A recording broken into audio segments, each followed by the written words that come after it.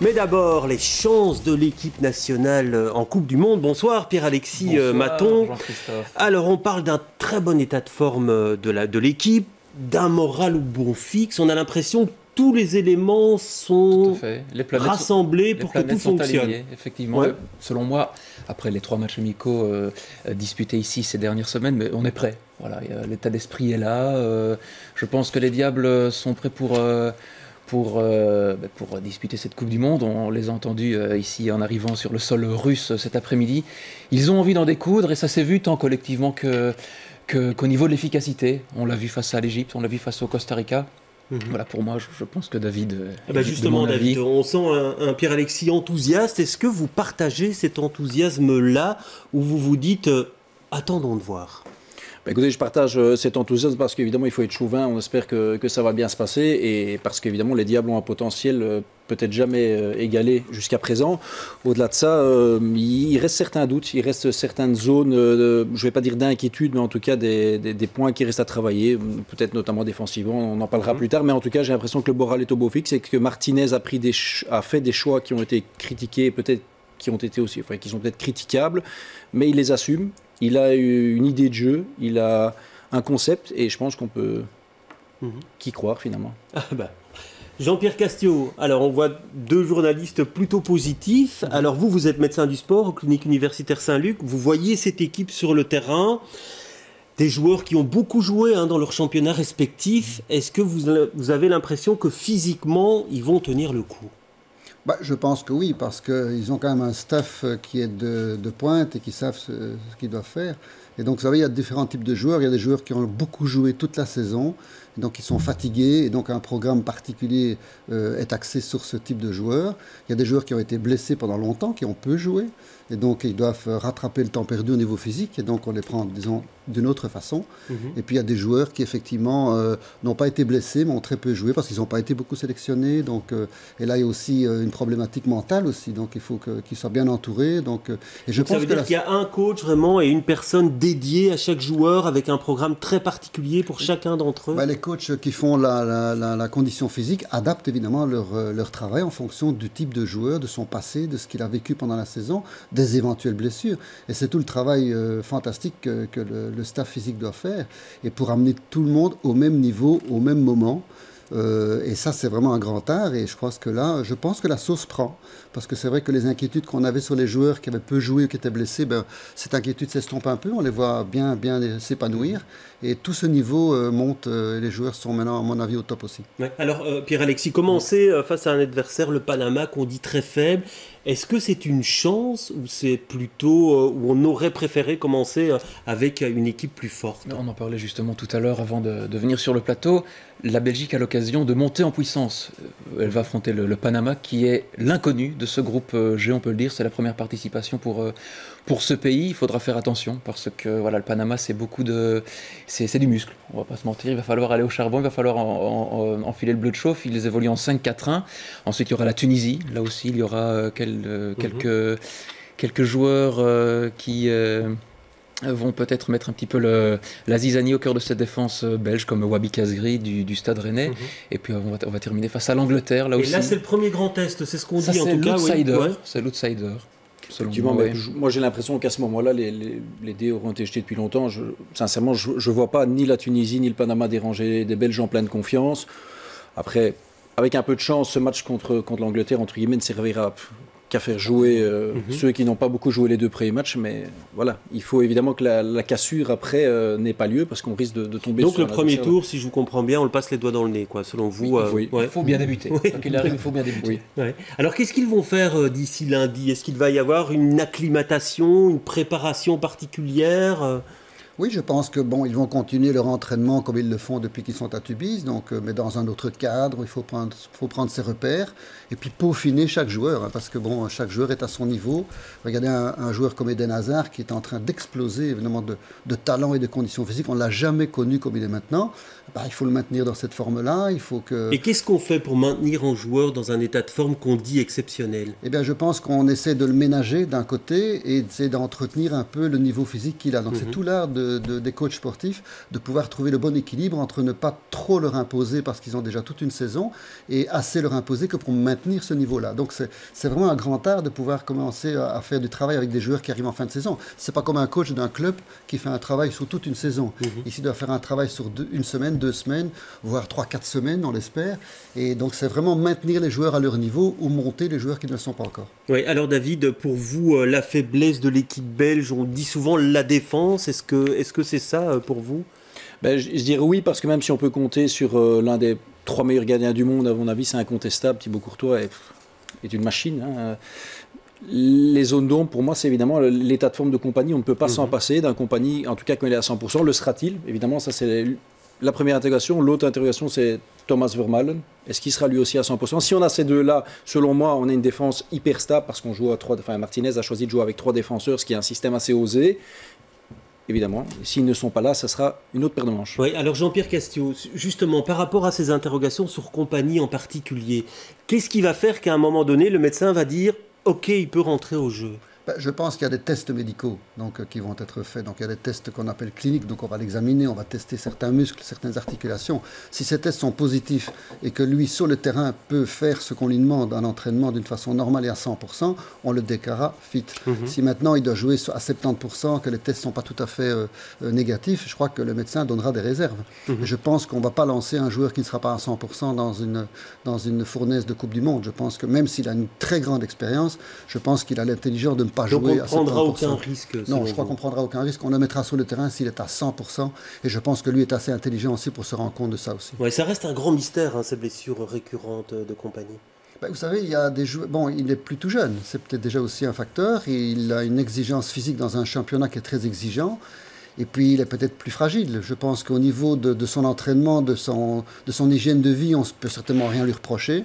Mais je pense qu'il a peut-être une plus grande fragilité qu'un autre à un âge où on devient aussi plus fragile parce que c'est plus un jeune joueur non plus. Et donc sans Kompany, Pierre-Alexis, sans Kompany, sans Vermaelen, ce serait... Ce serait Dedrick Boyata qui a fait la maille face au Costa Rica.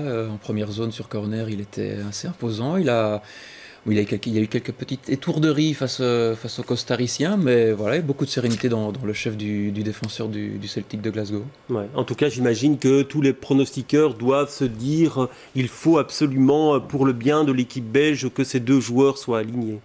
Oui, sans aucun doute. Et puis certains vous diront que si Martinez avait pris Raja Nainggolan, eh bien, on facilitait la tâche des défenseurs. Alors voilà, évidemment, le choix de Raja Nainggolan, vous le savez certainement, il a fait couler pas mal d'encre.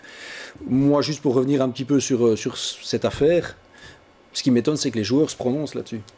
Donc on a entendu Fellaini aller quasi incendier son coach en disant que c'est inadmissible de ne pas sélectionner Raja Nainggolan.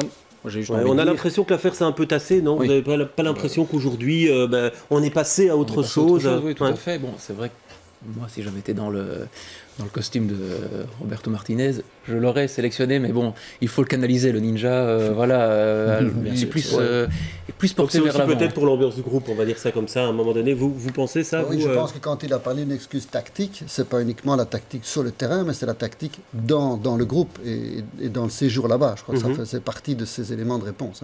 Alors voyons, Pierre-Alexis, la Belgique passe le premier tour sans problème, et après, le plus dur commence ou le plus dur continue? Après, il va falloir... Alors, tout dépend. Si la Belgique termine première ou deuxième, il faudra affronter le premier ou le deuxième du groupe H. Il y a la Pologne, la Colombie, le Japon et le Sénégal.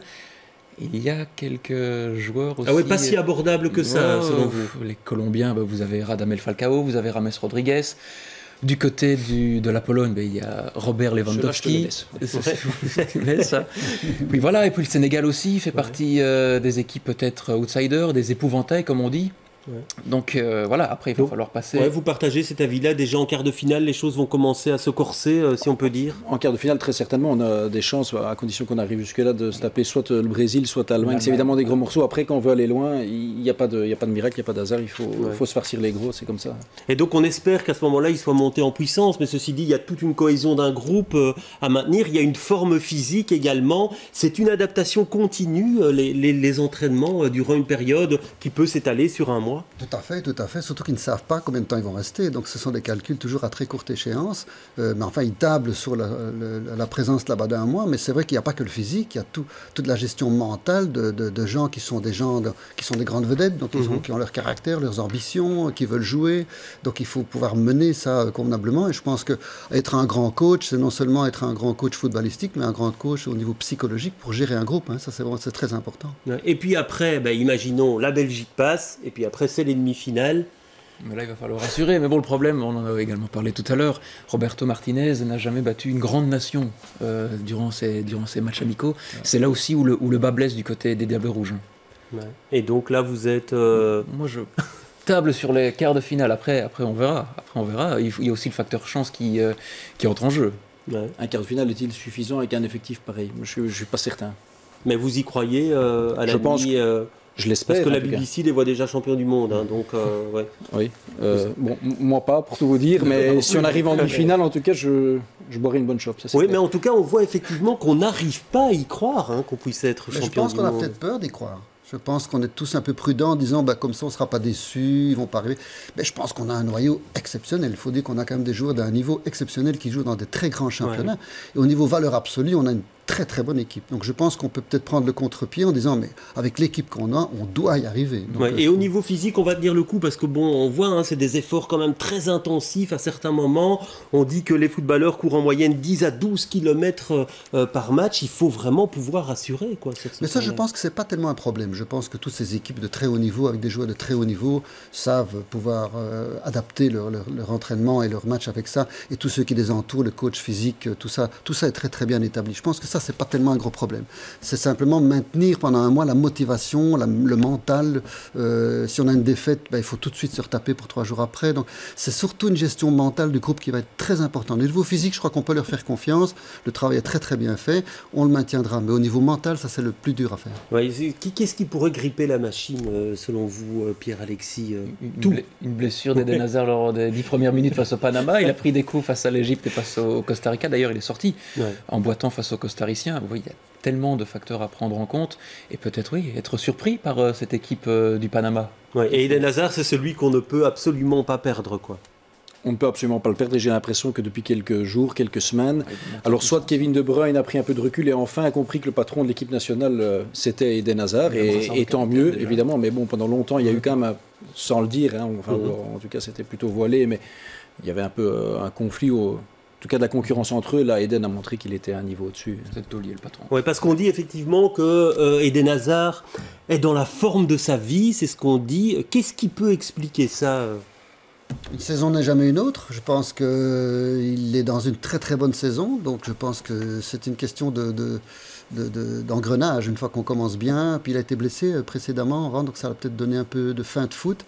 Il a voulu prouver aussi à son entraîneur parce qu'il a été un peu critiqué à ce moment. Donc tout ça, à mon avis, a activé un petit peu sa rage de bien faire. Et maintenant, il est dans une forme extraordinaire. Et c'est vrai que c'est un joueur qui peut faire gagner une équipe comme il le veut. Est-ce qu'il va pouvoir développer tout ça dans les matchs qui vont suivre? On l'espère, c'est certainement une des clés de la réussite. Alors vous le disiez, il faut effectivement qu'il y ait une bonne ambiance au sein de ce groupe. Il y a vraiment des éléments moteurs, des personnes qui sont un peu ressources dans une équipe de foot comme celle-là. Qu'est-ce que vous en pensez? Oui, je pense qu'il faut des leaders, il faut des gens qui puissent faire la différence, comme on dit très bien, que les autres l'acceptent.